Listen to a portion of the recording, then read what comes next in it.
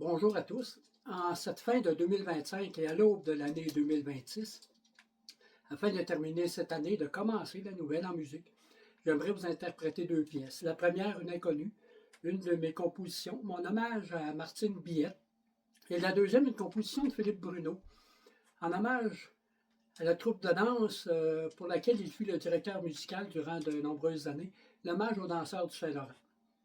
Et aussi un grand merci à Régent Simard pour son accompagnement de piano.